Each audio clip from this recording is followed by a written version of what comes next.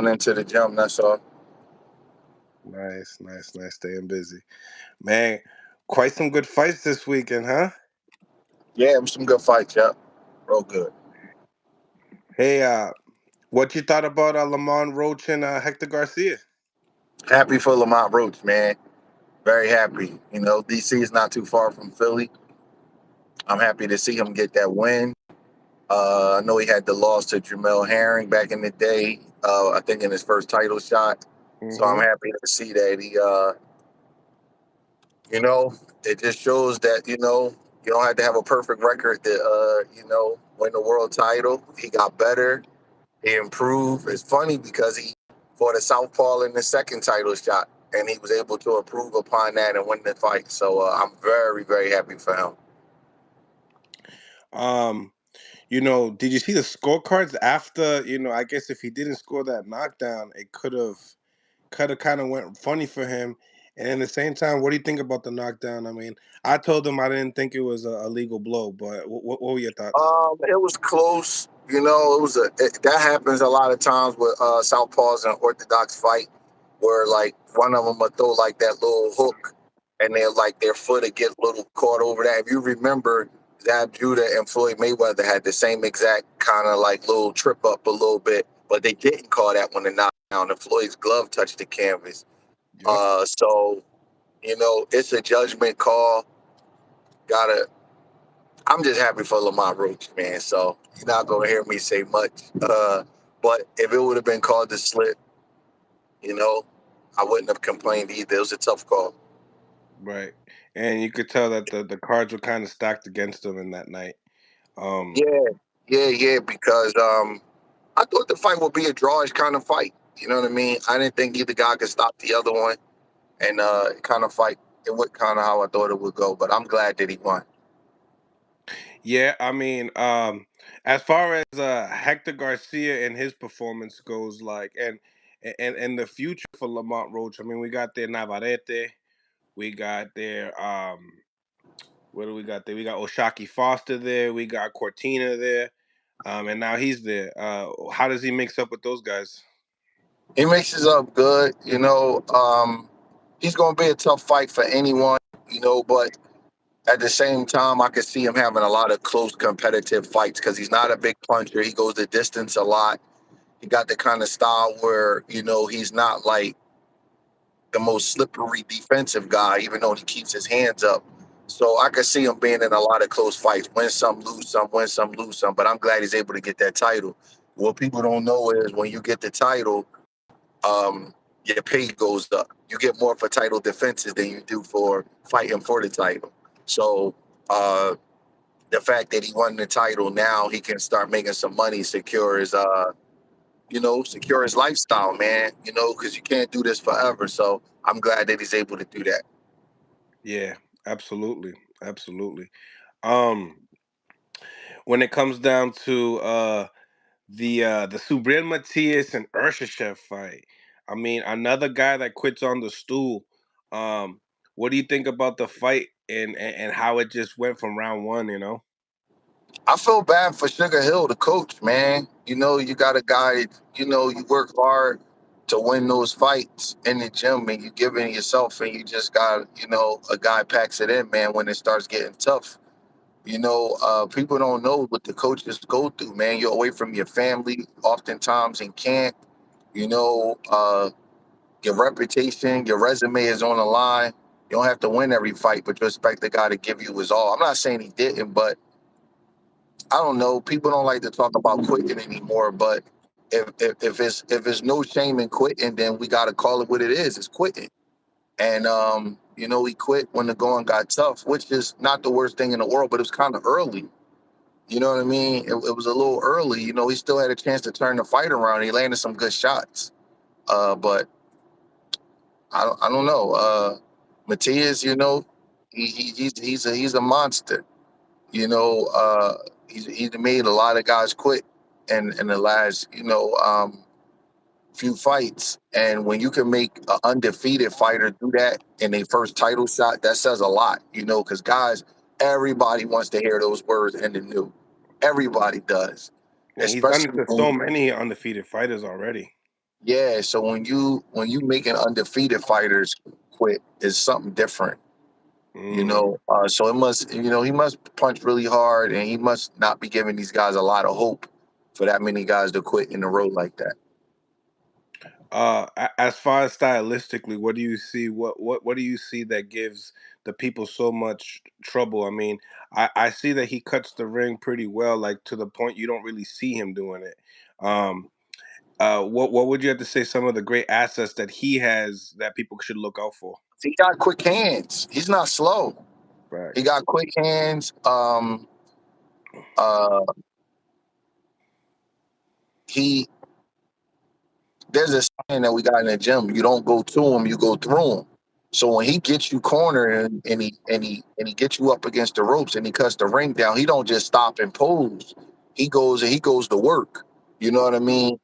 He's not afraid to get hit. He must have a lot of confidence in his chin, which is also a big deal because um, durability allows you to walk through those punches when you gotta walk a guy down. He's pretty tall, so the pressure is coming downhill.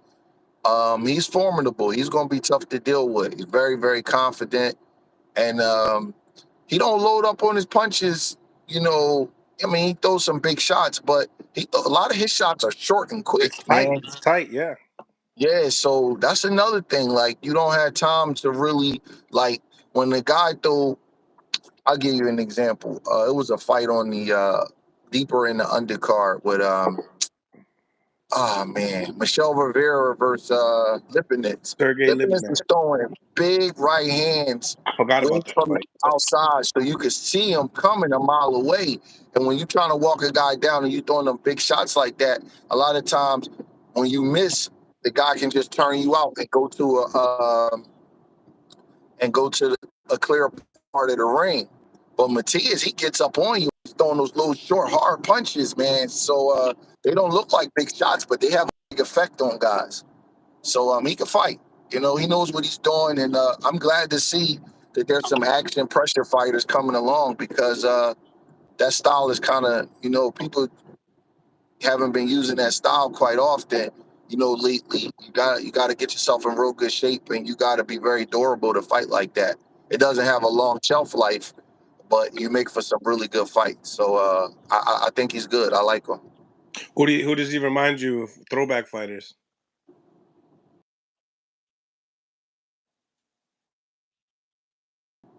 Diego Corrales, a little Diego. bit, little bit, little bit. Diego Corrales. He got his own little thing going. He don't really fight too much like Trinidad. I know people try to make that comparison, Yeah. but he's not like Tito. Tito kind of lined up a little different. But he got his own little thing going. He's pretty good. I would have to think on that. Diego Corrales is the first person that just popped in my mind, but he got his own little style going. Yeah. Do you think that when it comes to all the other guys, we got Regis and Devin that are fighting December 9th. He called all of those guys out. Even first of all, Teofimo Lopez, and then obviously the cash cow of the sport. You know what I'm saying? Javante Davis when it comes to the lighter divisions. So he called all those guys out. How do you see him mix up with those guys? Oh man, listen. They got to deal with him. You know what I mean? I can't break each fight down. I would like to see him fight one or two more times. Like I want to really study him because I like he's a guy that kind of went under my radar a little bit. The first time I seen him fight, he fought a kid named Malik Hawkins from the DMV area that I had in camp, Yep. and he stopped him. So I paid attention to that fight. But I really wasn't paying attention to him before that. So I want to just see him fight a little bit more. But they got to deal with him. He's a lot bigger than Tank. So I don't know. I got to see them fights, man. Right now, he looks like he's right with anybody. Hmm. Yeah, I've been pumping him for already like a year and a half now, like a lot more than because I see that he doesn't get the publicity, and we just want to see great fights at the end of the day, and I just want to see him mix it up with some of the great guys, and I don't want to see him be avoided. Well, that's the status quo of this era. Well, Yeah. who are you? What do you bring to the table? So who knows if he'll get the fights? But You're right. He definitely needs more PR Talk. push. He definitely needs more being on a big stage because he delivered. That was supposed to be a real tough fight. Everybody thought that was going to be the fight of the night and be a war, and he took all the fight out of that guy early, which is really impressive because a lot of times the pressure fighter comes on later in the fight, but he like he took it out of him early. Yeah, absolutely. And we'll get into that because there's some similarities with that and the main event. But before we get into that, the co-main with Jose Benavidez and Charlo. I mean, Charlo hasn't been back since what, 2.5 years. What you think about the Mhm. ring rust? Did you see any ring rust? And how did you grade his performance? I seen a little bit, but he did good. You Yeah, know what I mean? He did good. I thought Jose was in good shape. I was impressed with Jose's durability, man. Jose was Charlo's a like big a guy. guy. Yeah. He's a big guy, and he took some big punches. I was impressed. I thought they both fought good fights. It was about 6-4 Charlo. Like Jose was right with him. That fight was kind of close. Mm-hmm. So I was impressed with his durability. He's giving up a lot. I don't care what the scales say. He's giving up a lot of size. That dude was a 140 pounder. You know what I mean? Like his bone density is nothing. Charlo's a big dude. His bone density is nothing compared to Jamal's. Jamal came in 3 pounds heavy. Jose is nowhere near a super middleweight. You know what I mean? He just fought Danny Garcia at 154, fought Terrence Crawford at 147. I remember when he was coming up in the amateurs, he was a tall, skinny kid. Yeah. So to take that kind of punishment at 160 whatever pounds, a super middleweight, that was impressive. Yeah. And Jamal looked good. I thought he looked decent. Like there was some stuff. He was trying to get his timing down.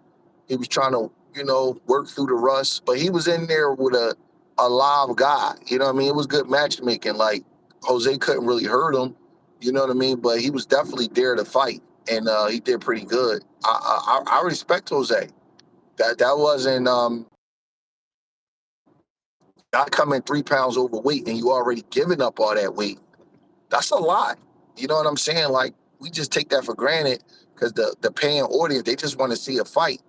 But man, I, like he would have been within his every right to say, "I'm not fighting. I'm not just gonna go in here and just get my brains beat in by a dude that's already way bigger than me." Like he could have said, "I'm not gonna fight." People throw those losses up in your faces. You remember when what's the dude name that did that to Lomachenko? He came in heavy. I forget his name, but it was in Lomachenko's first title defense, and he lost. He kept hitting him in his groin throughout the whole Mm. fight, and 3 pounds is a lot. You know, like uh, it's just a lot of weight. That's not a half a pound. That's a lot of weight. You know what I mean? And it could make the difference in the win and the loss Yeah, Jose because came in at 161. yes, and Jamal came in 166, but the contract weight was 163. Correct. You understand what I'm saying? So that's a lot. That's a lot to miss weight by. I thought that was, So that to be honest with you, I thought it was kind of messed up. Like real talk, I was like, damn, why didn't you just have it at like at a higher weight class? You just told him to do 63. You didn't even come in. yes, listen, I'm surprised he fought.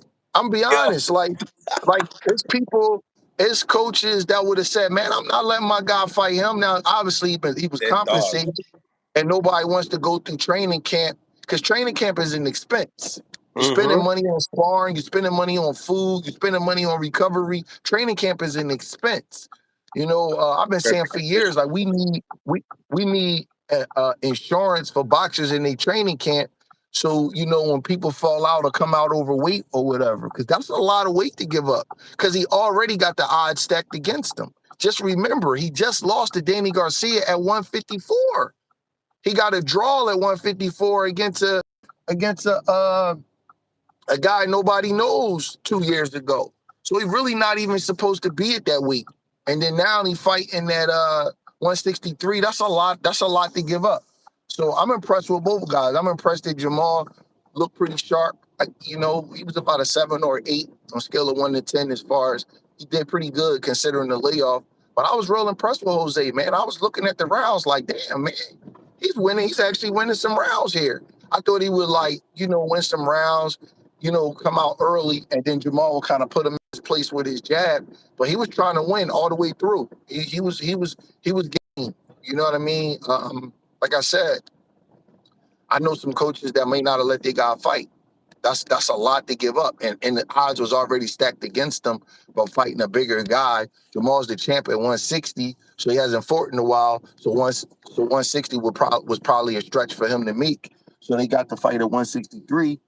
Then he don't, and then he come in 3 pounds over to 163. You know, that's uh the odds were stacked against Benavidez, to be honest. You No, know, yeah, as far absolutely. so, but it's not my fight, so I don't. It ain't got nothing to do with me, but the definitely the odds were stacked against them. I mean, with those odds, would if you let the fight go down with your fighter, or would you You know let it what? be up I to your don't fighter? like to. I don't like to say what I would do or what I wouldn't do because I don't know how much they got paid to fight. You know what I mean? Obviously, Jose Senior knows what he's doing. He got his sons in a good position, so I don't know what they gave him to fight. You know, and I don't want to act like I'm so morally, you know, I'm on a moral high horse. Like my moral compass is so high. It depends on what they got paid. You know what I'm saying? We do this for our legacy, but we also do this for a living. So if he got a nice chunk of change and they was able to renegotiate the rehydration, like what weight Jamal was allowed to come in, then I probably would have let the fight go on. But I don't know all of those details, so I can't really say. I don't want to like speak on it because I can't really say. But the Yeah, most important thing is what Jamal was able to rehydrate to. If they could keep that down, then I probably would have let the fight go on if they compensated me correctly. yeah, and you make a big point as far as all the expenses that a fighter has to like Oh go with. man, it's a It lot. makes you have to take the fight. It's a lot more than people realize, man. It really is. It's a lot. People Mm, don't realize sparring partners cost. Sometimes you get a training house, you change up your diet, your recovery. You always getting massages and hyperbaric chambers and ice and just everything. You know what I'm saying? Like it's a heavy expense to train for a fight of that caliber. You know, so uh, so a lot of times the guy is kind of he's stuck behind the eight ball because he don't want to lose money. And then fighters, we don't have they don't we work in the sport, fighters, trainers, whatever. We work in the sport where we don't get paid every week. We don't get paid every 2 weeks like a city worker. You fight twice a year, 3 times a year, tops. Most times the guys only fight once every 8 months. So that's your paycheck. So you dependent on that money. So when a guy come in overweight or whatever, it kind of sucks because you're not just fighting for yourself. You're fighting to take care of your family. You know what I mean? And sometimes that money is spent, mortgage and taxes and everything. So it's a tough position to be in. That's why I won't say that I wouldn't let my guy fight, but I will say that it sucks to have to give up 3 pounds when you're already the much smaller guy. mm, yeah. What's next for when you see these two guys go at it? Like, you see a future in Jose at 160. Do you see maybe a title? Maybe have an opportunity to fight for a title again, or I don't know. What's your thoughts on that? And then with Jamel, what are your thoughts with him moving up to 68? I don't know. I don't know if Jose's big enough to fight at 160, but he probably has a lot of confidence after what he just had a good fight with Jamal at 166. So he probably have a lot of confidence. But I could see him being in position where he'll float back and forth between 54 and 60, depending on what kind of opportunities. PBC has a lot of ex-world champions that are from that weight. You got Julian Williams, you got Jared Hurd, you got Tony Harrison. So he has fights out there for him. So I could see him floating back and forth, just looking for big fights. Got Mm, Earl Spence moving up. So he has, it just depends on what kind of opportunities that he has. So I could see him going back and forth. At this point, man, the guy got to make his money. right. Let's get to like the main event because I know you just got to the gym. Um, Talk to me. Initial thoughts, your reaction to the fight. Um, I thought David looked great. I did. I could tell when a guy been working on his game, and fighters talking a different language from the rest of us. They do. And I kept hearing him talk about how he didn't like the fact that his last fight went the distance, and it was with my guy. I could hear him. He saying that, kept saying that, and I could tell that he worked on some things. I talked to him briefly after the fight. I talked to his dad briefly after they fought us, and it was like a little like I could tell that he just worked on some things. I could tell that, he didn't allow, Andre to do some things that Caleb was able to do. And I respect the guy that gets better and they work on their game and they do better than they did in their previous performance. I really respect that because you get better in small increments. You know what I mean? It's not like you just turn into this superstar fighter in one day. It's a little bit here and a little bit here, and then over time it adds up. So I saw him do some things that was better. That right hand he was throwing was beautiful. It was a straight right hand, and it was like a jab.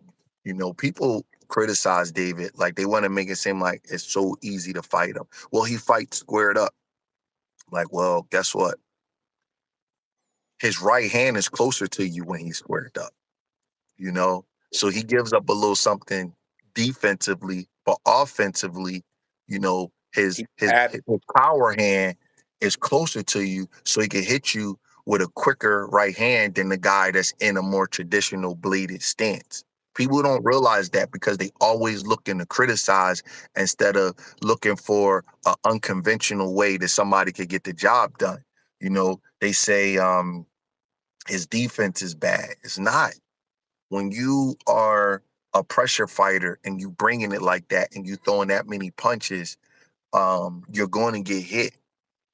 But he never gets hit with like gunshots. He never gets hit with shots that he doesn't see.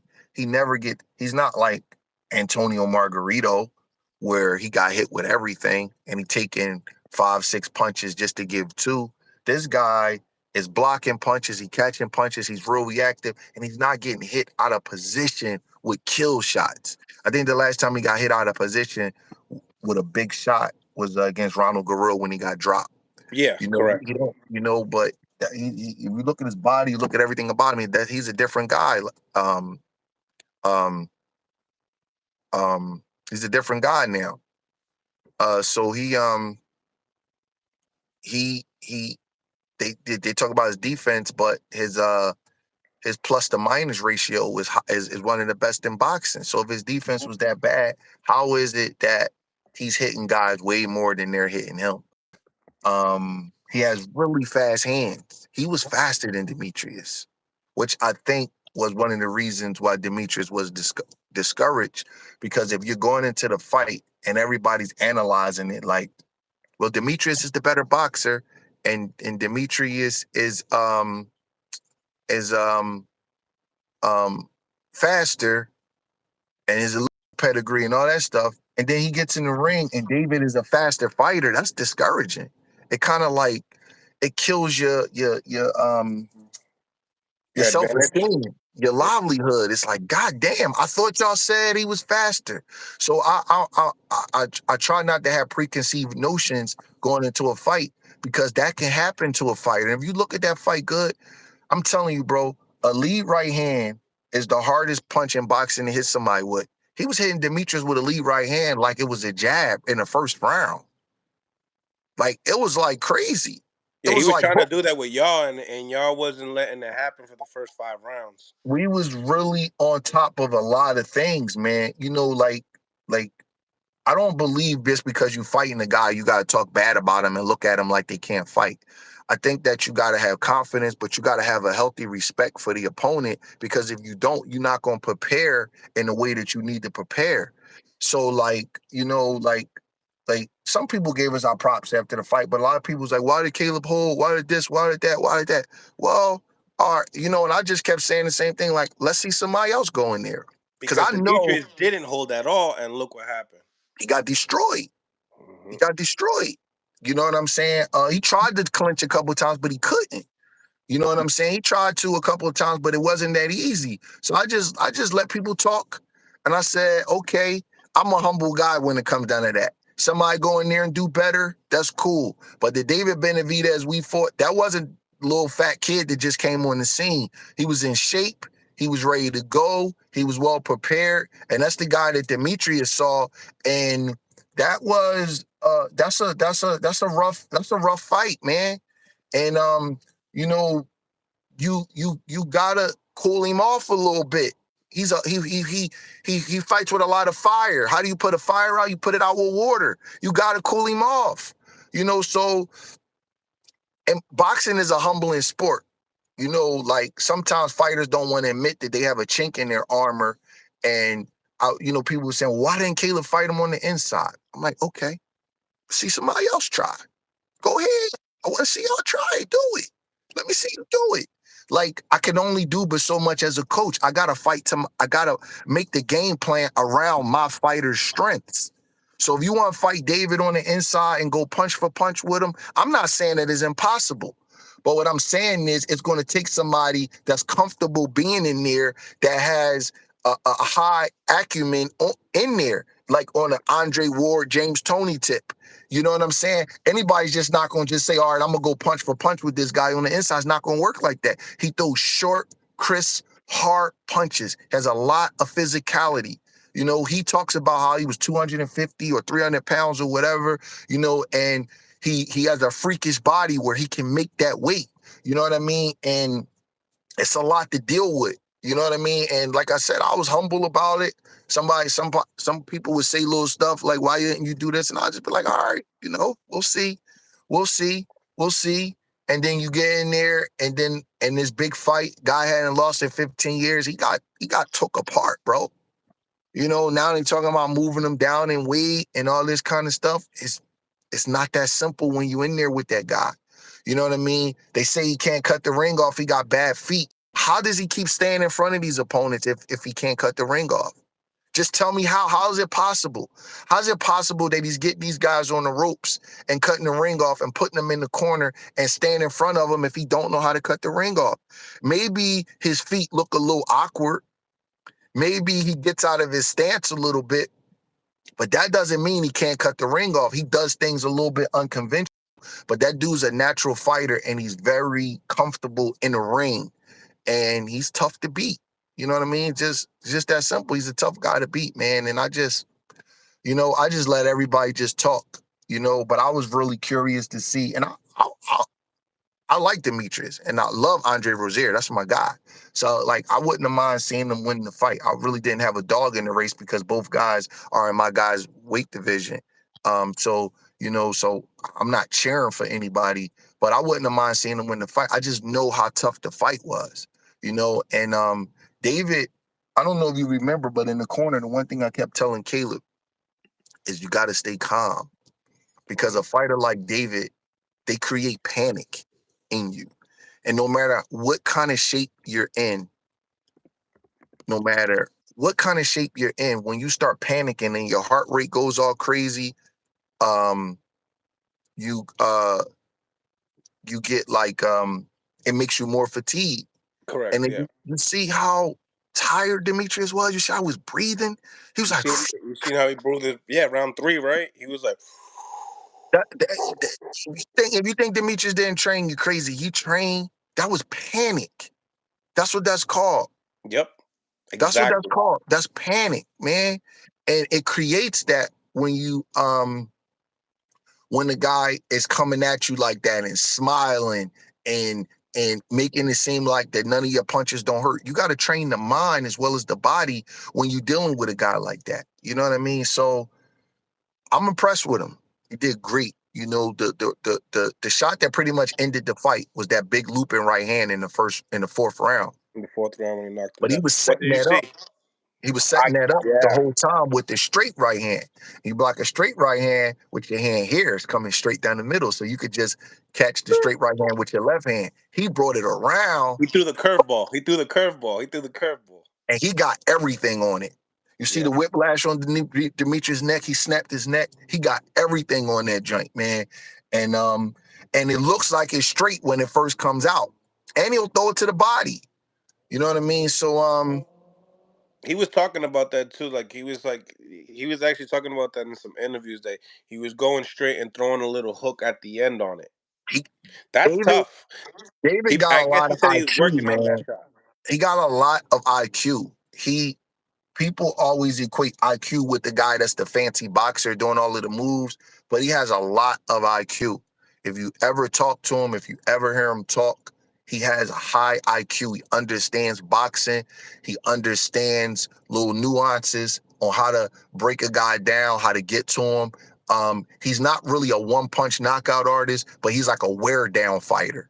He got that wear down, those wear down punches, which can be a little bit worse because he beats on you. And I was very impressed. Demetrius is still hard to fight. He's not an easy guy to fight, with his awkward style. But David was actually the better boxer. He was actually the faster fighter. He was actually more defensively responsible. And he actually showed the higher IQ with changing the trajectory of his punches. That was a very, very impressive performance. Demetrius' whole career was lying on that fight. So you got to imagine how hard he trained because everybody talks about his resume. So he gets this big fight.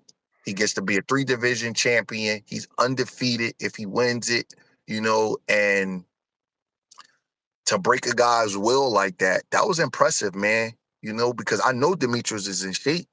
You know what I mean? I know he was in shape, so it was impressive. That's all I can say. It was very impressive. And you know, people now understand it's not easy to fight the guy. He does a lot of little things, and just because somebody else says something and then everybody repeats it, it's just not so simple. Like I was proud of my guy for tying him up. I'm gonna keep it real with you. Because you gotta cool that fire down. You gotta cool it down. So you got 2 choices. If you run all around the ring, you're gonna get tired. If you stay on the inside with him, then that's his game. You understand what I'm saying? So it's like, all right, so I got to cool him off a little bit. Then I go back to work. I was proud. I never, ever let nobody kill Caleb's self-esteem. Like, why was he holding? He was holding because that's what you got to do when you can't fight David on the inside. That's what the hell you got to do. Hold him, hit him, squeeze his muscles a little bit, open up a little bit, act like you're going to hold him, hit him. You got to do all of that kind of stuff. We watched Andre Ward do it for years. You know what I mean? He wasn't the biggest super middleweight in the world. He squeezed a guy. Next thing you know, after 7 to 8 rounds, the dude is tired a little bit. You got a fucking choice. You want to do that or you want to get your head knocked off. You know what I'm saying? So, man, I was always proud of Caleb for fighting the fight that he did because you got to be humble in this sport. This is a humbling sport. You know what I'm saying? Like Erickson Lubin, I'm going to give you a good example. Then I got to get out of here. He got clipped twice bad. But Charlo was a one-punch one, and then Fundora was a beatdown. You know what he did when he fought Jesus Ramos? He boxed. That's what he did. He was humble. He listened to his coach. He boxed. He said, I'm going to fight the style that I need to fight to win. I could punch. I got amateur pedigree. I'm sharp. I'm a box. That's what he did. He boxed.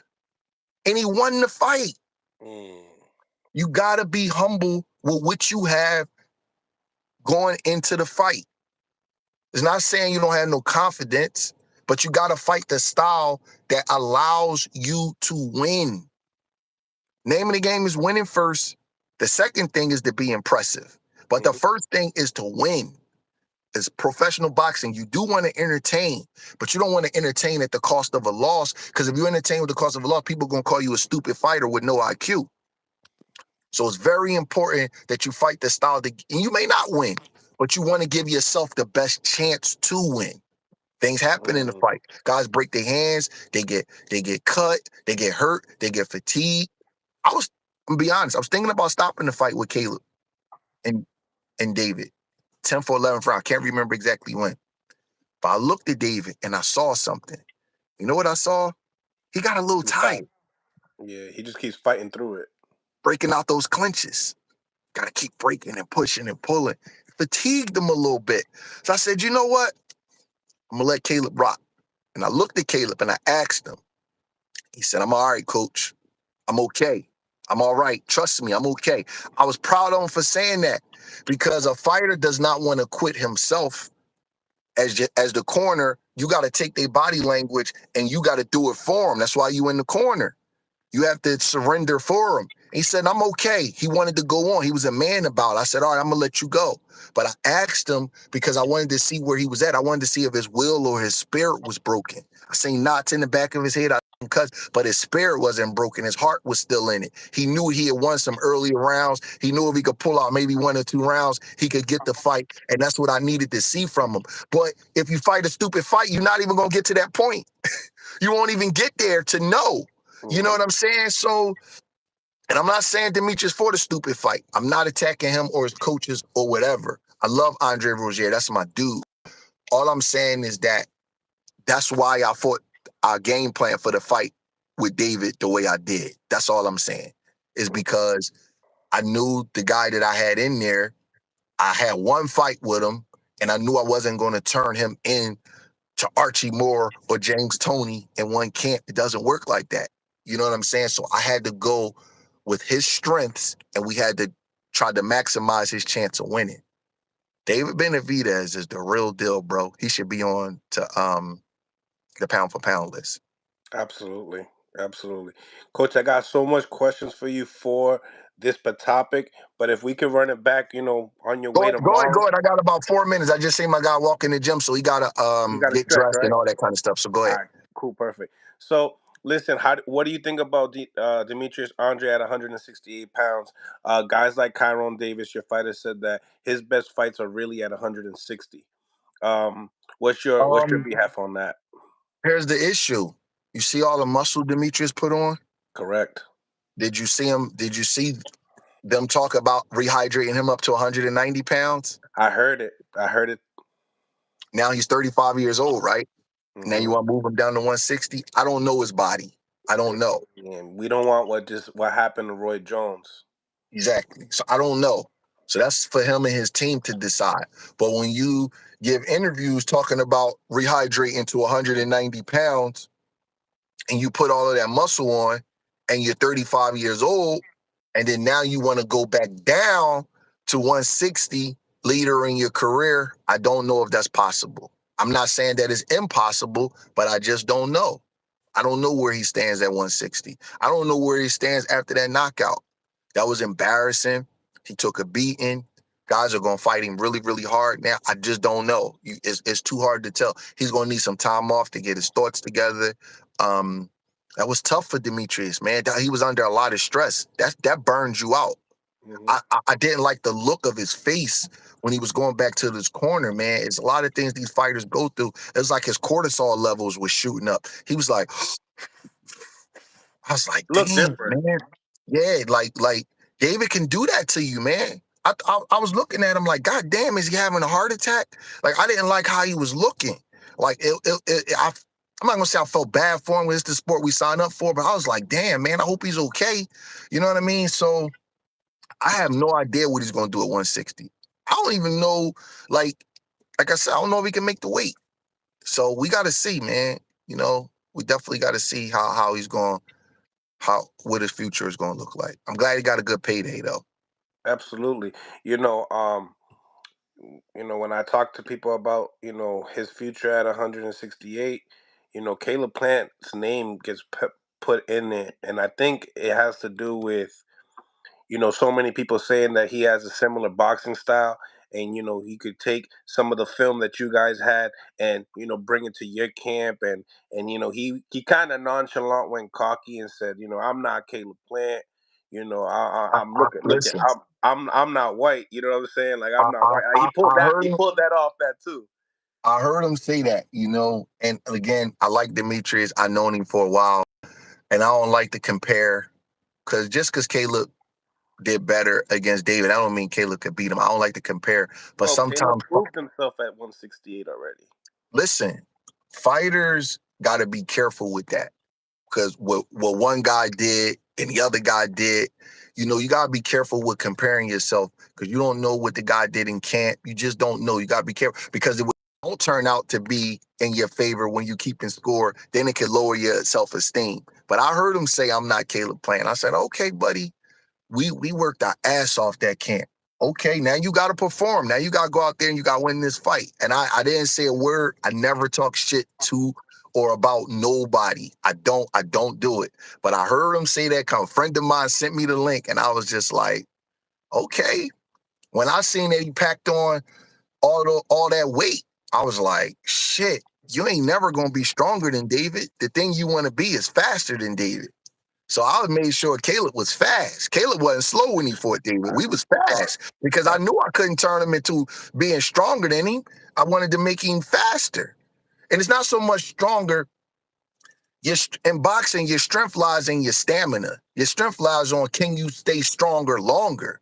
You know what I'm saying? And I was just like, when I seen all the weight he put on, I'm like, okay, he wants to go in there and crack David.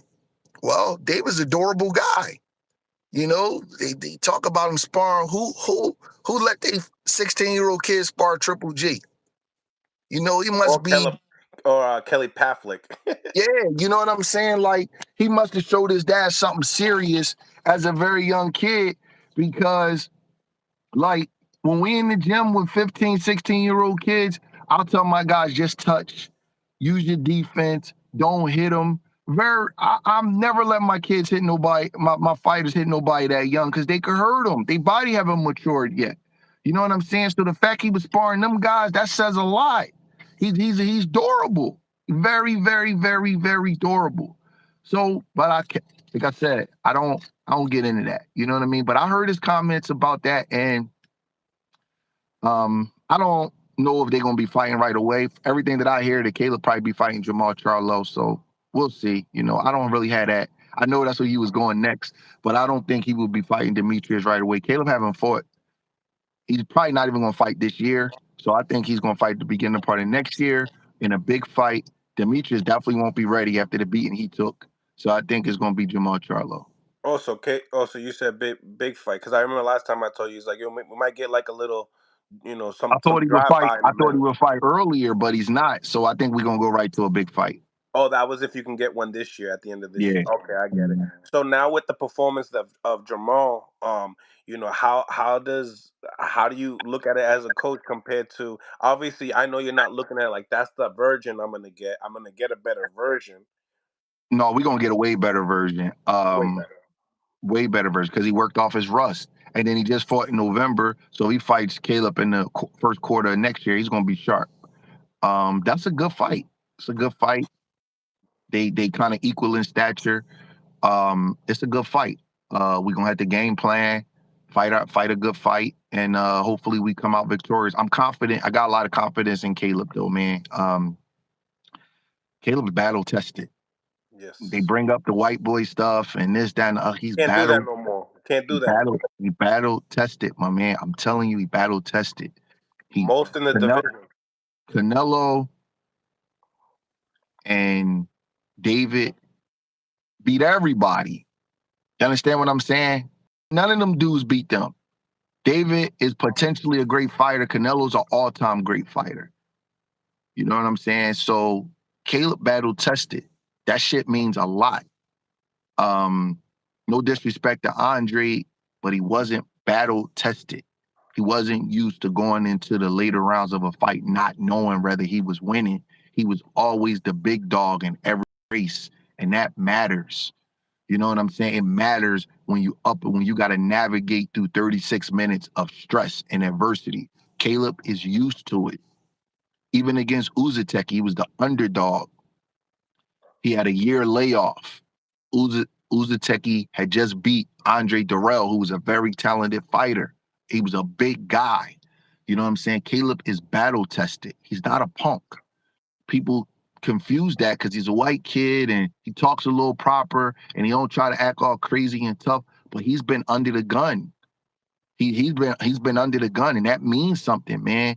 And I'm looking forward to the fight because Jamal is battle tested too, and Jamal got a big time chin, and he's a mean guy, and they got a history, and he has a great coach in Ronnie Shields, and they brought Roy Jones on the team. I seen he was throwing a lot of left hooks, so I expect them.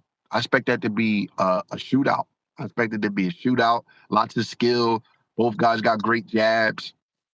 Um, uh, Similar heights. If they make the fight, I can't wait. I don't see Jamal going back down to 160 if he had to come in to 166. So I don't know what Canelo's gonna do. Everybody's waiting for that sweepstakes. So if Jamal don't get the Canelo fight, I could see him fighting Caleb, and we ready to go. I'm ready for the fight. I think it's a great fight, and Mm. I will be honored to go up against Jamal because I think highly of Jamal as a fighter. He's a good fighter. He gave me my first loss as a professional coach when he beat Julian Williams. So I'm ready to go, man. All I'm waiting for is the word to go out the camp, and we rock and roll. And I, I I can't wait if that's the fight. I mean, listen, I ain't turning down no smoke. We fought David Benavidez, bro. So, and I'm not like it ain't if that's what it is. If Jamal Charlo is the assignment, then so be it. Let's do it. But I don't have no choice. Caleb called me, asking me my opinion, and I'm always optimistic. Like if I'm Benavidez, all right, I'm gonna come up with something. You sure, coach? Yeah. Yep. We're gonna come up with something. We're gonna be all right. And I feel the same way about Jamal. Like we're gonna come up with something. We're gonna be all right. Mm. Um, who do you believe has the more skill in that fight? Who has the higher IQ? I think it's close. I think Caleb is slightly more skillful. Mm. Slightly. I think his feet are a little bit Better. faster. Feet a Yeah. little bit faster. I think his hands are a little bit faster. He has Um, more tools, I think. I think he got more tools as well. uh, Jamal's right hand is better. I give Yeah. him that. His right hand is better. Jamal's a strong guy. Um, I think Jamal might be a little better counter puncher than Caleb. Jamal can Mm. counter punch. He can catch and shoot pretty good. That's real. Uh, I think Caleb gets off a little quicker. Like if I wanted to hit somebody with my first fast shot, I would rather be Yeah. Caleb than Jamal. So Yeah. it's close. Caleb It goes scores back. points. He knows how Yes, to Caleb score. is a little bit better at scoring points. Caleb was a little better amateur than Jamal, from what I remember. It's close though. I go back and it's like if you had a chart, it would be some stuff favor Jamal, some stuff favor Caleb. But a fight not won on that though. You know what I'm saying? It's just sum total and how productive you are on the night that they fight. But they got some similar characteristics. I think it's a little easier to hit Jamal than it is Caleb, to be Yeah. honest with you. Yeah. It is Yeah. it's a little bit you can hit Jamal a little So bit cleaner than defensively, you guys are better defensively as well. yeah. Um it's I'm being honest, man. It's close. It's a lot of, Jamal could fight. I think Jamal he throws a little bit better shorter punches. Jamal got some little short little shots in there that's pretty powerful that he throws. But I think Caleb is a little better defensively. He can navigate the ring a little bit better. Uh and he gets off a little bit quicker. So let's see. He gonna have to apply the things he do well. We're gonna apply the things that we do well and we'll see. But the one thing I know about Caleb Plant is he battle tested. He's the first big name to get in there with the monster. He's the Yeah. first big name to get in there and say, "All right, let me see what this guy is about." And that's important, bro. That's important for legacy. This era. Everybody waits to see who's gonna fight the guy. Be like, all right, okay, now I'll fight him. Caleb said, "I'm gonna fight him." You know what I'm saying? So I can't wait if that's the fight, but I don't know. I don't have no say in that kind of stuff. I think if it's not the fight, I feel like we all take a hit. Like it's like because it's so like amped up already. They both already been vocal about it already. I think Caleb said something I'm gonna about say on. this.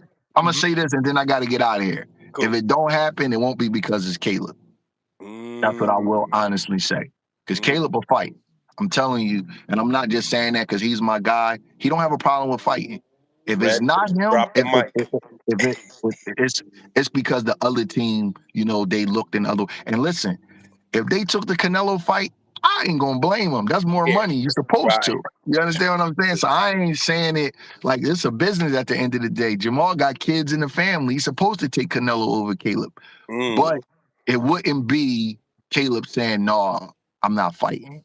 He want to fight, So let's see what happens. And you have no assessment for Canelo and Benavidez if they get it on in September.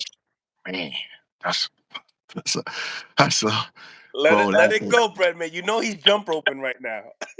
uh that is a great fight, man. You know, man, can I let me watch a little bit more video so I can give you an honest assessment. Because right now I don't want to use the cliche term 50-50, but I can't really pick a winner because the way David fights, that's what Canelo like. He Hmm. wants you to do all of that. Canelo got this. Facts. The beard. Yes, he got great defense. He got great counterpunching ability. He know how to get small. He got a lot, bro. He got a lot. And David is a little bigger than him, but that size don't mean nothing with Canelo. It's a different kind of fighter. Canelo's short in stature. Um, uh, man, It's a big fight. it's a great fight, bro. Do you That's a think great fight. you think that could get as big as like a Terrence and Spence Yep, type of a thing? I think yep. so. I think David got a whole city behind him, man. When we fought out there in Phoenix, the crowd, like it made your body shake how much they scream and holler for that guy. He got a whole city behind him. His personality is getting more engaging. So he got everybody like, they just love it. They saying his name. He's showing his charisma. Canelo is the big dog. I think it's the biggest fight in boxing, really. But I'm not gonna say David could beat Canelo yet, because Canelo different kind of smoke. Facts. And Canelo likes for you to come to him. And I keep saying I gotta go, but I'll tell you something funny. I had two guys fight David, and I had both of them. Caleb fought David, and Karan was in camp with Canelo, Yep, I know. and they both said something interesting. Canelo's the better puncher, but David is more nonstop. Hmm. Like for one shot, Canelo punch harder. Canelo's a little stronger, but David's so nonstop, they don't let you breathe. So it's a different problem that you got out of both of them. Uh, that's a tough fight, man. Chiron Tough fight. got Chiron got Canelo. Yeah, he told me. He said he give Canelo a slight edge, not a Hmm. big one. Oh man, it's tough. But Karan might change his mind. Yeah. You know what I'm saying? He might change his mind because he like that, because he got respect for both guys. He came because he like I thought that Demetrius and David will be competitive, but David would kind of pull away at the end. And Karan kept saying, man, David gonna be too much for Demetrius. Demetrius too easy to hit with right hands. He gonna be too much for Demetrius. And he kept saying it. And everybody in the gym that was picking, Karan was like, man, I sparred Demetrius. He could fight. You know what I mean? But he don't have enough to keep David off of him, and he just too easy to hit with right hands. He called it early. He never said it publicly because he liked both guys, but he was just like, David gonna be too much for Demetrius. And Ah, he said it publicly with you us. think, okay, I didn't know. I didn't Yeah. know. I'm just saying. So Yeah, uh that's like the highest live I did. I think it hit like 24,000 yeah, views. because Karan been in there with everybody. Yeah. So I don't know, man. I gotta think about it. That's a great, great, great. Listen, David still a lot of Canelo shit. He steals a lot of his moves. If you look at him real close, he probably won't never admit it, but he steals a lot of his moves. But the thing is that David is so much longer than Canelo. He's so much longer, but Canelo likes fighting bigger guys, and David is a big target. His body's a big target. So it's Hmm. just, man, that's a tough fight. It will come down to me. I think that when you get a little older, sometimes you don't get in the shape that you need to get in. But when I seen Canelo show up for Charlo, I was like, oh shit. I ain't gonna lie. I was like, oh shit. That Canelo right there, because Yeah. that wasn't the one that Triple G and Ryder fought. That was a different one. Yeah, yeah, it When definitely he was. in that kind of shape, Yeah. he gonna be a handful for David. And he's Because gonna and he's gonna because come in like that. Baron told me that Canelo is cracking. He told me Canelo is cracking. Hmm. You know Rashidi what told I'm me the saying? same thing. Yeah. He said, man, that boy cracking, man. You know what I mean? He said David could punch too, but it's more better to the body. He said David's body shots are brutal, but the head shots is not as heavy as Canelo's. So it's interesting. I got to see it. You know what I mean? I got to see how they go. But let me Hey, get in here to the gym, man. to the next one, man. I will probably double up maybe on Monday after the Ryan Garcia fight. Oh yeah, that is this weekend. Okay, cool, cool. Just hit me up.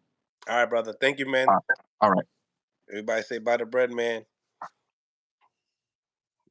Breadman, one of the best coaches in boxing, man. Just especially breaking things out, being a great analyst. Jackie Hernandez, thank you for the $5 as well.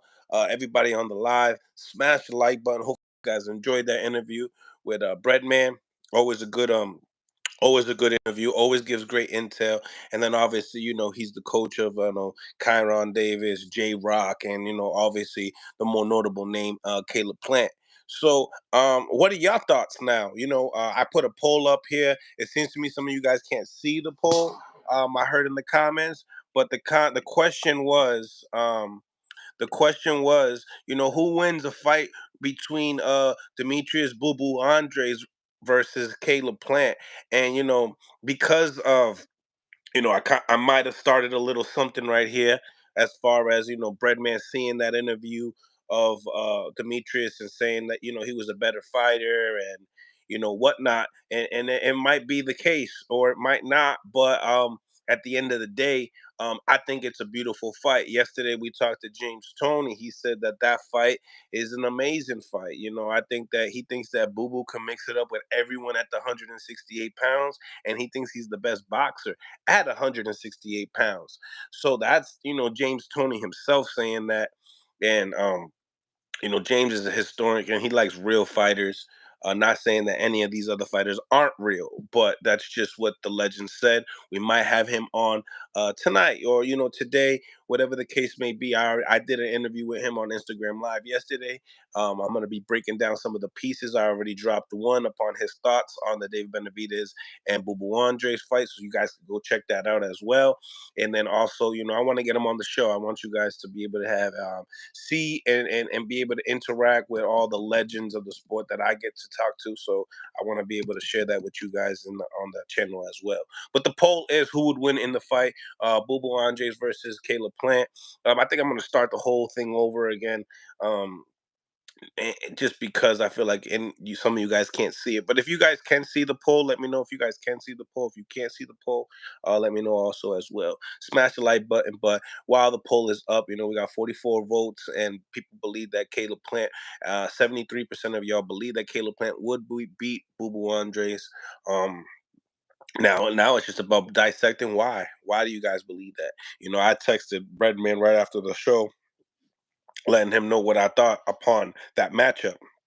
Um, Nah, it's up now. Okay. Okay, so it's up for a minute. It was okay. Sounds good. So go on to the polls, ladies and gentlemen. All 81 of y'all, please smash the like button, man. It's free. You know what I mean? Also, thank you once again, Jackie Hernandez, for the donations. It's very appreciative as all time. Always trying to give you guys some of the best interviews on the high level coaches, trainers. Um, fighters, the whole thing, legends, everybody. We obviously had my boy Zab Judah. Me and him are like this. I had him on last night around like 2 o'clock in the morning. We chopped it up for like 3 hours. Before that, like I said, it was James Toney, and today probably be chopping it up also with Sugar Shane Mosley. He's also my dog. His son will be fighting on the Ryan Garcia card.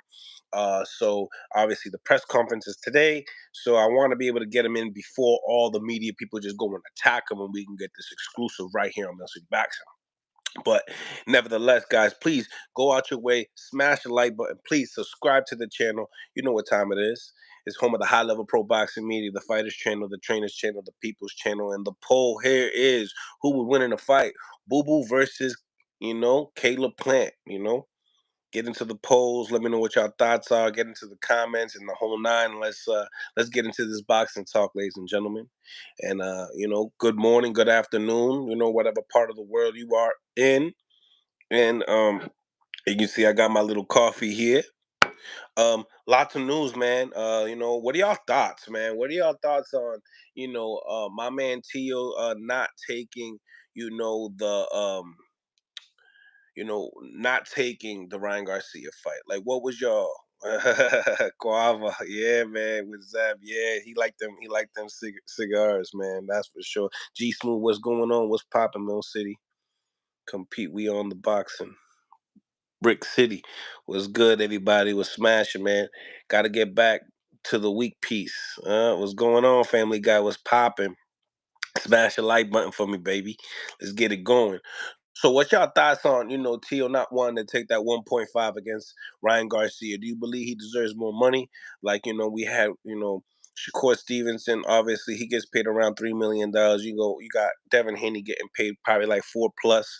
Um, we got Gervonta Davis that earned his title to get the pay-per-view numbers that he has due to the activity. He's entertaining. You can't blink an eye because Gervonta Davis might knock you out and earn that Mike Tyson stigma of wanting to be a pay-per-view attraction. So when it comes down to Teofimo Lopez, I mean, two division champion. Some people think that he was undisputed. I think that he beat the man to beat the man to be undisputed, just like Josh Taylor 2 times. So I feel like he beat two pound for pound guys, and they're just huge wins, right? They're just huge wins with Lomachenko and Josh Taylor. So I feel like does he earn the money that does he deserve the money that he wants? And it seems to me he wants more like what Shakur's making around like 3 million, and he's been outspoken upon it. He's been spoken upon it saying I'm entertaining. These guys are not entertaining. Um, Teal's very outspoken, and it seems to me with I like to give all these young guys a benefit of the doubt. You know what I'm saying? They're young, they're super young, right? They're getting money and they're getting exposure and media. People want to be on their neck all the time. So some people can take it a good way. Some people like to run with it more. You know what I'm saying? Um, Teal deserves big money. He also, because of what he brings to the table, is always an entertaining fight with Teal. He deserves what he wants. Ryan Garcia has proof that he could sell with Gervonta Davis. He could build up a fight. He knows how to build a fight. So in this fight with the 1.5 that Golden Boy has offered Teofimo, Teal denied it. You know, um, I talked to Zab yesterday. He said he should go take it. Take that 1.5 because you're going to make more after. A lot of people believe in that, but it's just like how many times, are we does Teal gotta go and fight somebody, right? And then not get the credibility when it comes down to the paycheck. How many times do we gotta hear him complain about his pay? As fans, we believe that damn these guys are getting paid, what they deserve. What is it that they deserve? Well, ladies and gentlemen, it's ticket seats, man. Are they selling tickets? You know what I'm saying? Are they a pay-per-view attraction? You know, Teal hasn't been on pay-per-view yet. You know what I'm saying? So he hasn't really been able to prove that he is a pay-per-view attraction. Besides all the great performances that he has had on ESPN. Now, if they put him in with the right guy, like a Devin Haney, yeah, absolutely, that's definitely a pay per view. A Gervonta Davis, a pay per view. But damn, you probably gonna see Ryan Garcia and Teofimo Lopez on pay per view. And we all know, ladies and gentlemen, that 1.5 guarantee is awesome, right? But we've been seeing a lot of these guys, you know, even uh what this guy said. Devin Haney, he said that he took short money to fight Cambosis, right? He took short money, but even he got paid more than 1.5 to fight, Cambosis. Now look at Teal. Teal got to fight one of the guys that has probably the most Instagram followers. Hasn't really, just has that one fight, and what do y'all think? What do y'all think? I need to hear it from y'all because in reality, I want to hear what the people think as far as, you know, should he be compensated?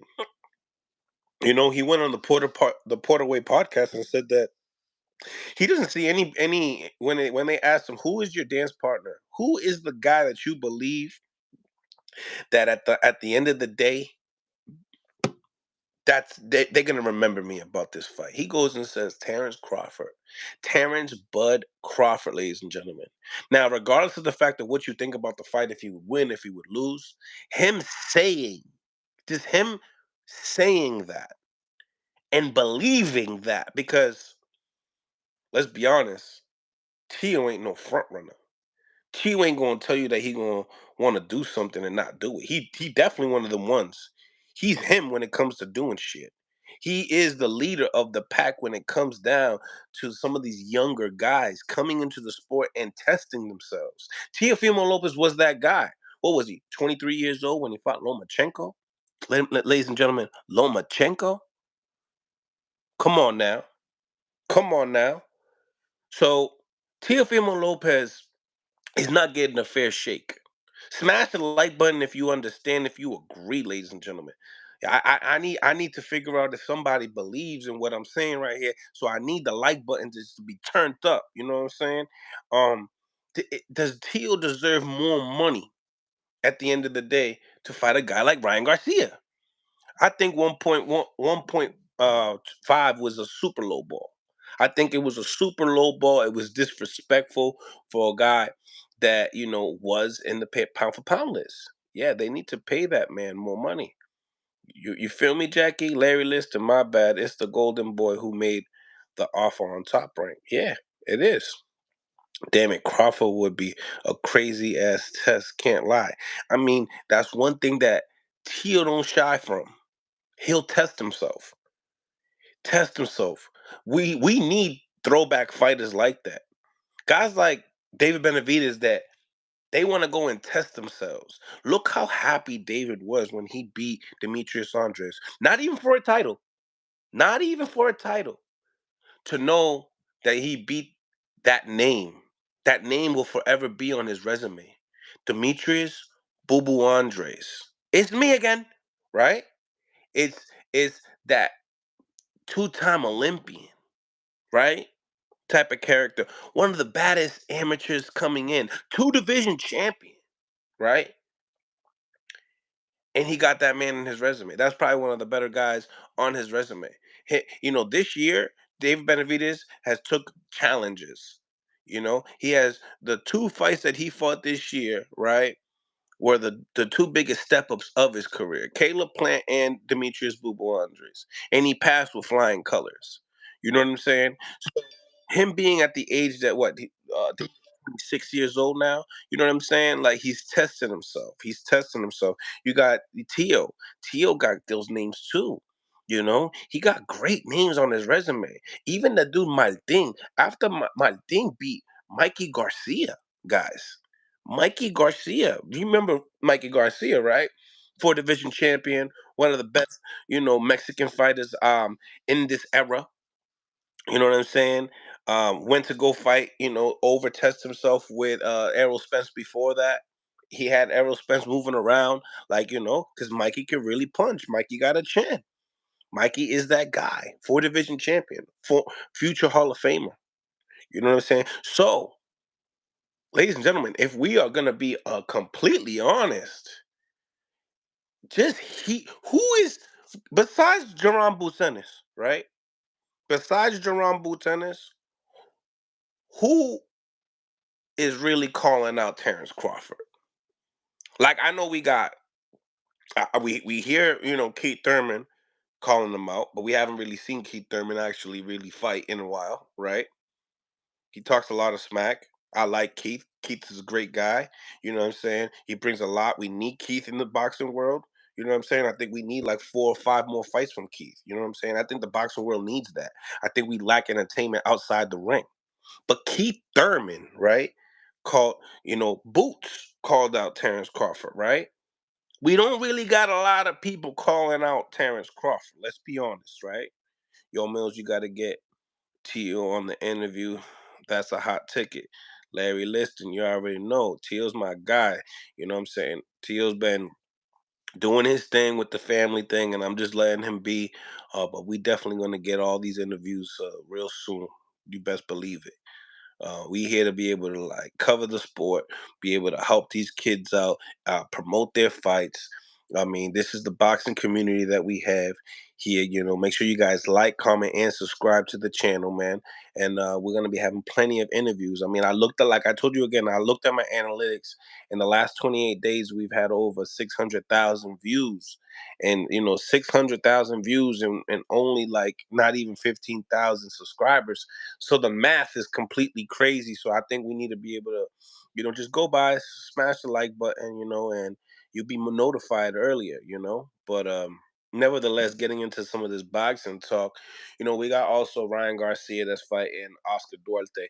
Well, Oscar Duarte, I looked at a lot of his tough guy, got one loss, 11 straight KOs coming from that.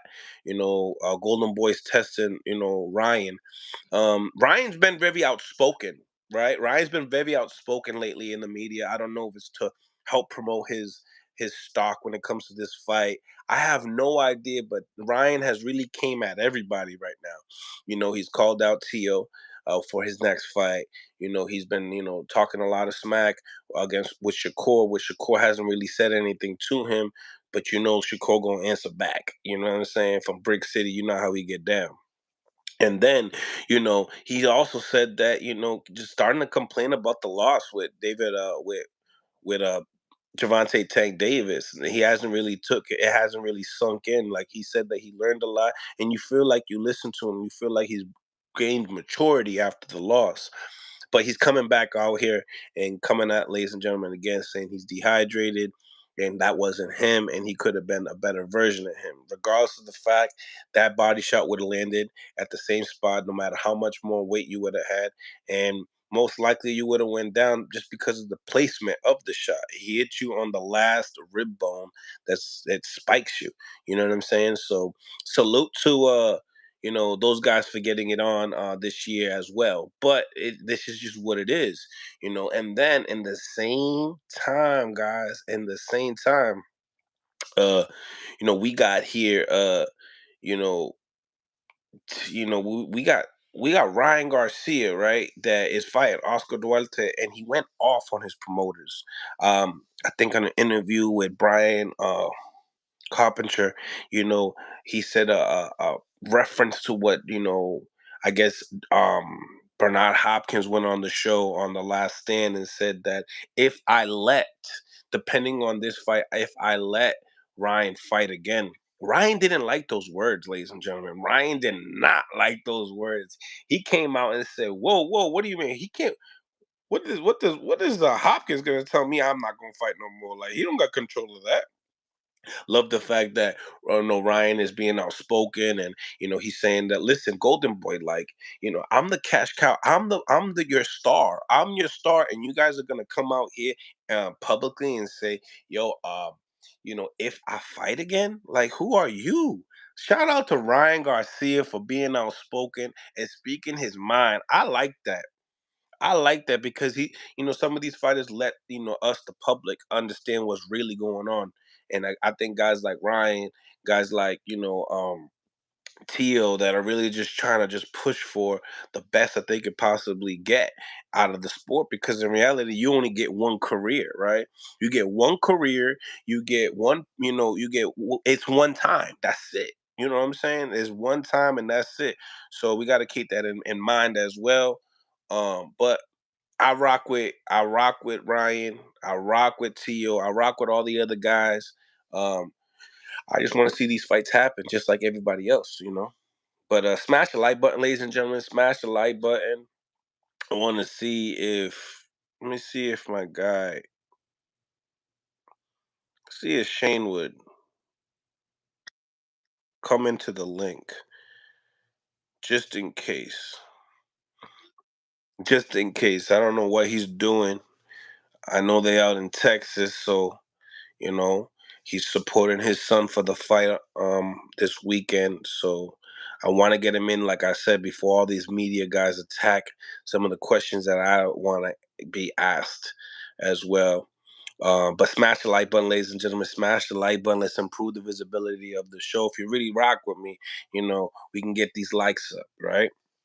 So the poll is, who wins in the fight, Boo Boo Andres versus Caleb Plant, and y'all believe that 69% of y'all believe that Caleb Plant will win. Mill salute King, Coach Bless. Thank you, Calvin Elliott. Appreciate you, man. Good afternoon. Good afternoon, everybody. Good afternoon. Hopefully you guys are enjoying the show. But yeah, want to be able to touch back on some of the things that we haven't really been spoken too highly upon. Um, some of the things that we haven't really spoken about on the show is some of these prospects. I mean, I did an interview yesterday on my Instagram with a promoter that is going to be partnering up with the zone, another partner up with the zone. They're coming in bringing in prospects, right? They're bringing in prospects to help the sport. Some of these guys that are not active, and putting good fights on. You know what I'm saying? Something very similar to what what do they call it, overtime was doing, but not with the overtime rules. So they're going to be located in Texas. They call it the Red Owl venue up in Houston. So they're going to be they have a great venue. The promoter and the owner of the venue have linked up for great fights to happen. So be aware of, I guess they're going to be having Jalil Hackett, Mia Ellis, and a few other people, some guys from Ryan Garcia's camp and for Robert Garcia's camp, I'm sorry. And they're just building up their platform, you know what I'm saying? So keep an eye on that as well. I think they're going to be called Four Champs Boxing Promotions. But check it out on my Instagram, and you can check me out on Instagram as well at Mill City Boxing. Also on X, Mill City Boxing, TikTok, Mill City Boxing, the whole nine, Mill City Boxing. Smash the like button, ladies and gentlemen. Smash the like button. Let's improve the visibility of the show. Probably do some call-ins and see what people got going on, man. Let's see what people got going on. Let's see what people got going on. Okay, let's copy this link. Wait a minute. Shout out to everybody, rocking with your boy as well, man. Appreciate y'all for tapping in. It's always appreciated around here. Okay, okay. Shout out to all y'all. Putting the link in the chat, seeing what y'all thoughts on some of this news that's been coming out, and then some of the interviews that I have done also, just touching back on some of the things that some of these legends have spoken upon, you know.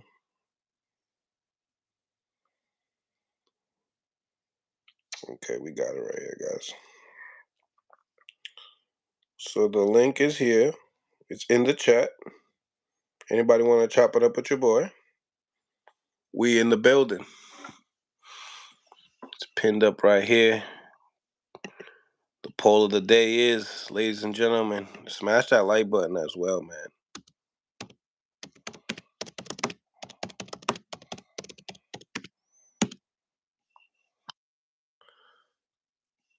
And shout out to everybody. What y'all thinks? What's y'all thoughts? What's y'all thoughts? Coming in right here. The link is there, guys. It's pinned up. Phone lines are open. Come on down. Come on down. We got 91 people on the live, 52 likes. We got to get these likes up to 100, ladies and gentlemen, because the more likes, the more the algorithm starts pushing the channel and these videos, and therefore we could be able to grow more. So definitely give Mill City his thumbs up. He gets all these fighters and coaches. And yeah, man, absolutely. Absolutely. I feel like we one of the ones that really give you guys, every day, weekly, great guests. You know what I'm saying? I'm knowledgeable upon the sport as well, but we're not getting we're not getting these subscribers, man. I think this channel having 15,000 subscribers. I mean, this should look like you need a zero on that 150. You know. Smash the like button, ladies and gentlemen. Man, it's free. It is free.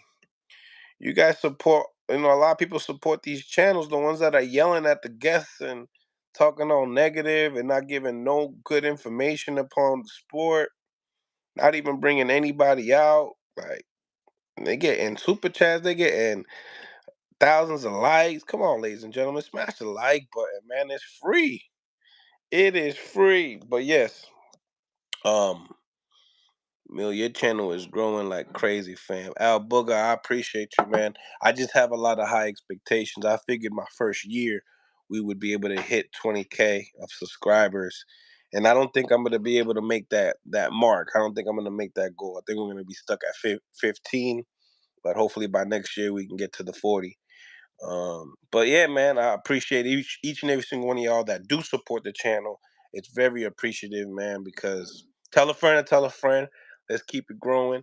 It's a secret gem right here on the YouTube, right here. So make sure you guys, the phone lines are open as well, guys, for not just hardcore fans, but also casual fans as well, man. We definitely don't discriminate here, and all that. But yes, so Ryan Garcia and Oscar Duarte this weekend. You know what I'm saying? Golden Boy put him in there with another puncher, ladies and gentlemen. I mean, talk to me nice. What y'all think? What are y'all thoughts? I mean, do y'all feel like they trying to get rid of Ryan? Do you think that this is a cherry pick for Ryan? A great step up for Ryan? I mean, they've invested a lot of money in Ryan. So, what do you think about this fight? Where do you think the bets should lie? Do you guys should go with the undercover, the guy that you don't really know who he is, Oscar Duarte? Or do you believe that Ryan Garcia is put in a tough task? Back to back punchers, the ones that don't hit the like button, they love the content, bro. Rather troll. Not even that is a lot of people that they take my content, right? And then they get thousands and thousands of views on it. Those will be the ones that watch that don't like. Um, what's a good fight for him, especially after getting stopped? I mean, Jackie, real talk. Um, I think to be real, a good fight for Ryan. Um, a notable name for Ryan. I think he should have went right in with right in the mix with Rolly Romero. I like the move that Haney did. He went straight for the one of the top dogs at 140. I think people would have kind of erased that stigma of Ryan not being a dog, or you know what I'm saying. Like I feel like they think he's pussy. You know what I'm saying. So I think that him going in there with Rolly, he has an opportunity to stop Rolly, and he has also had an opportunity to outbox Rolly. So yeah, and they both got cannons. They can't really talk too much about him. He would have been back on pay-per-view with Rolly.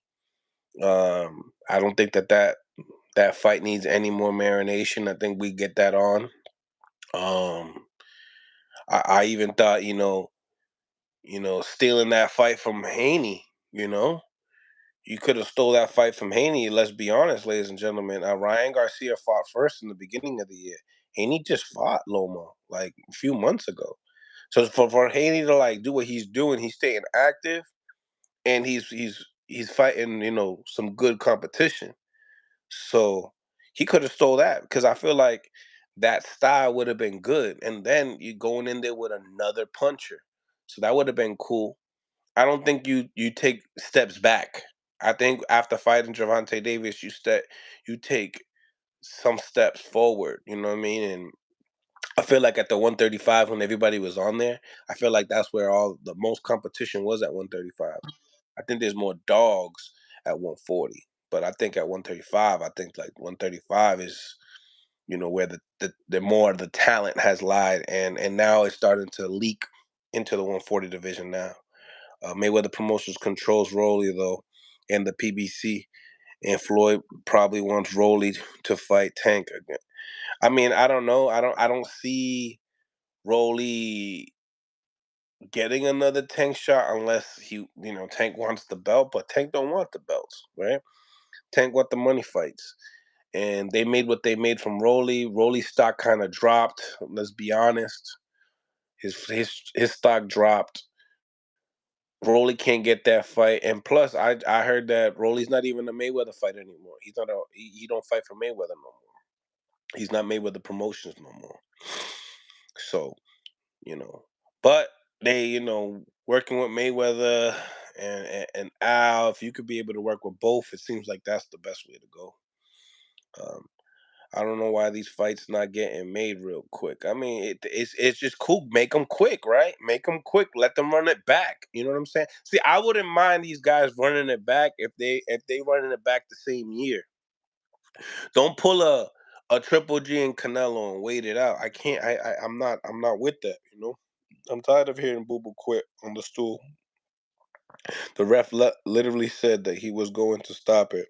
Come on, come on now, Coach Dad Benavidez said Caleb uh, ref saved him. Otherwise, he would have been out of there early. Yeah, I think he was saying something about the clinch work, right? The clinch work benefited Caleb style a little bit more. I seen that interview. But when it comes to Boo Boo, I mean, yeah, he's not legitly saying that he's quitting, but he's showing that he's quitting.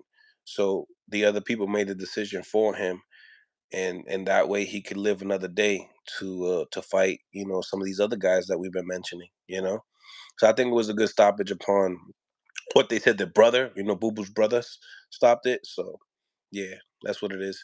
Tank's team wants C-level fights for easy money, and they're mad when people pointed out. Do you like J Rock versus uh Super Bad Tony at 160? It's not bad. It's not bad, you know. I wouldn't mind I wouldn't mind seeing like, you know, I wouldn't mind seeing like Adamas and J Rock was a pretty decent fight. I don't like the way they stopped that fight, but it was a good fight. I like if J Rock got to get back in the mix, he really need to get back in the mix.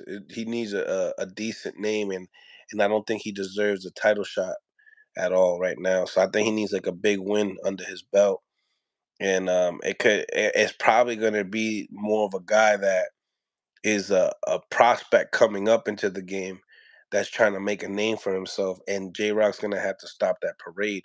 A guy probably like you know, the Transformer. I know that they're two different sides of the street, but we've seen these guys work together before. Troy the Transformer and him. If Jamal move up, will Adamas? Well, Adamas needs to figure shit out, right? Adamas needs to stop complaining about having the interim belt versus the real belt. He needs to move up. He looks like he's a big guy. I don't know if he believes that he's a threat. That's a good match. Harrison versus J Rock. I think J Rock. I think Harrison's done though. Like I feel like J Rock got like a few left. I think Harrison's done. My opinion. I don't think that loss with Zoo, that kind of stick to training Alicia Baumgartner. Hopefully you got paid. If it's not if it's not like a real prospect, like not no champion, not no champion. Don't do that. Don't do that. Yeah, not no former champion. Like put Harrison with like a Xander Zayas. You know what I'm saying? Put him in there with that. So J Rock is a gatekeeper status now. Damn. Nah, I don't think he's gatekeeper status is what I mean. Like what did I say? Like three, anywhere between 3 to 5 fights. So he's still like fighting Adamas. You've seen that he had more fight in him. You know what I'm saying? You've seen it. Champion, why am I wilding? Tell me why am I wild? I don't think I'm wild. I think I'm speaking facts. That's what I think. I don't think J Rock is a gatekeeper. That ain't bad. He ain't a gatekeeper. He got some fight in him. He's a good boxer. I think he has some rough fights. And that's just what it is. I don't think he's a gatekeeper yet. I don't think he's a. I don't think he'll ever be a champion. I don't think so. But his style can surprise you. Imagine he fights Janabek and then like he does an upset to Janabek and gets a title. What do you think about J Rock and like Lara? Like you know what I'm saying? Like Lara's getting old in the 40s. You know what I'm saying? So like we got to keep it 100. I feel bad that bro. I think it would have been a good boxer display. Hopefully he can get that before he retires. Larry Liston. That's PBC beats prospects right now. What's PBC's best prospects right now, Mills? Uh, shit. Good question. I always said that PBC had a hard time, making a fighter. They tend to like pick on smaller companies that are great fighters that are with smaller companies on their at the end of their contracts, especially Top Rank. And I just Top Rank's the best at molding the prospects. So Bob Aaron really goes heavy when it comes to investing in that. And yeah, I just feel like PBC has a hard time with prospects. They got contenders, really. Yeah, they got more contenders than anything else, right? I mean, really, if you really think about it, like David Morrell is a prospect under 10 fights, and he's the regular champion or interim champion or something like that, right? So it's like like that. Look at like plain point right there. Look at Morrell. He should be a prospect, but he's really a contender. So that's what PBC do to you. You know what I'm saying? They use you. They use you up. If you're a good well, all the promoters usually buddy up, but at the end of the day, they'll give you some of these big paychecks that can change your life. They're one of the greats to change your life around completely. Um, but they also put these guys in the show for a long time too. So there's a lot of pros and cons to it. There's a lot of pros and cons to that. But smash the like button, ladies and gentlemen. Smash the like button, man. Let's improve the visibility of the show. J Rock a gatekeeper at best. I don't know about that yet. You know what I'm saying? If he's a gatekeeper, he's a really, really, really good gatekeeper then. You know what I'm saying? I think like Erickson Lubin, I don't feel like he's a gatekeeper. You know what I'm saying? I think he got more fight in him as well. You know, and if we could say that to Erickson Lubin, I think you could say that about J Rock. You know what I'm saying? I think J Rock can come and go. I think he can put himself into a title fight in position, right? I mean, think about it. His last fight was a title fight, right? So, I think he can put himself in that. And if you can put yourself as a title, right, in a title fight, then you can't really consider yourself a gatekeeper, 100%, right?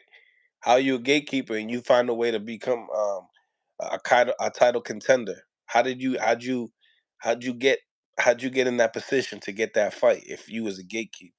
So that's why I believe J Rock can't be a gatekeeper because his last fight was Carlos Adames. So and it's not like he got the ref stopped it, and a lot of people thought it was controversial. I mean, we heard Breadman. Breadman was tight. He was so mad. He was so mad that they stopped the fight like that. I remember J Rock was punching still. You know, was it get? And we all know that also Carlos Adames he fades towards the end of the fights. So in reality, J Rock had a better opportunity in the late at the end of the fight. Not saying he was going to win, but it was a competitive fight. It wasn't like it wasn't competitive. So and that's another thing. He was competitive with Carlos Adames. So how could he be a gatekeeper? It doesn't make no sense, right? It don't make no sense. See, Elijah Garcia is good. Morel. See, Elijah Garcia is a prospect. You're right. That is a good prospect. That one is a good prospect. Yeah. Morel, Jesus Ramos isn't. Yeah, Jesus Ramos. See, that's another one, right? Contender slash prospect. Really, Brandon Lee. Look how many fights he got. can you really be a prospect still? You right, Mills. Not much to choose from. Larry, listen. If there are any prospects that they do have, those are the ones that you just mentioned. But look how many fights those guys have. Obviously, besides excluding Morrell, these guys got a lot of fights. You know what I'm saying? They jumped right into contender status right away. No, J Rock is not my homie. I never even interviewed J Rock yet. You know what I'm saying? So nah, I mean, think about it. Think about it, bro. How does that make sense? Ladies and gentlemen, please get into the comments and I'm not saying cook this dude right here, but let's help him guide it. Like, how does it come that I'm his homie when he fought for a title fight, his last fight? And he didn't get his ass whooped. He stayed fighting. How could you be a gatekeeper? That doesn't make sense to me. It don't make sense to a hardcore fan. J Rock's a gatekeeper. He just fought Carlos Adames in his last fight, and it was a controversial loss. Does that sound like a gatekeeper to me, ladies and gentlemen? I don't think so. Sorry, JH, man, but nah, man. Hey, that's it got nothing to do with being biased or anything, man. I don't even know J Rock. So yeah, I'm just giving him the benefit of the doubt. Plus, he was a good champion. You know what I'm saying? Things go your way, bro. This is boxing, man. And you could get hit, get knocked off, and come back in. Look what just happened. Lamont Roach lost to Jamel Herring, only title shot he had, comes back, beats Hector Garcia. Now he has a title. It's just an opinion, left us. I was getting beat the whole time. He was getting beat. No, look at it. First of all, look at the scorecards. The scorecards will tell you otherwise. And if you really watch the fight, no, yeah, you would give some of those early rounds to Carlos Adames, but J Rock stole a lot of those rounds, bro. We can't. It is an opinion, and I'm not, and you're valid to it. You're valid to it, but to say that he was still in the fight. Why would Breadman be so mad? I remember doing the interview. I don't know if y'all remember that interview, but Breadman was really going out it. He was like saying you don't remember Breadman in the ring swearing at the ref and everything else. When do you see Breadman do stuff like that? When do you see him do stuff like that? Because his fighter was in the fight. And he told me specifically, he said, yo, when do you he's like, J Rock will probably never get a shot like that. Yeah, so that sounds like, gatekeeper talk, right? It sounds like gatekeeper talk, but that's a might, you know? It's a might, and it's just because of the politics of boxing, you know? That's just what it is. Devin is a whole fighter. Ain't no running in his fight. In his fight, Devin. Devin's a great fighter. You know what I'm saying? I think that with the right type of a puncher, the speed of that type of a puncher, a great fighter that can counter punch can make any guy uh worried about catching punches and moving. We've seen it. We've seen it. That Breadman guy, though, he knows that might be it for him, his big fights. But like you said, might, and you're right, might, So Shockey Foster and Lamont Roach will be a great fight. I think it would be an amazing fight. I like that fight. That's the fight that Lamont Roach wants. You know what I mean? Smash the like button, ladies and gentlemen. Smash the like button. Appreciate each and every single one of y'all for coming on the show. And just state in your mind in the comments as well. Thank you for everyone that liked it. And I'll be back with another one. I'll be touching back with y'all on much love to y'all.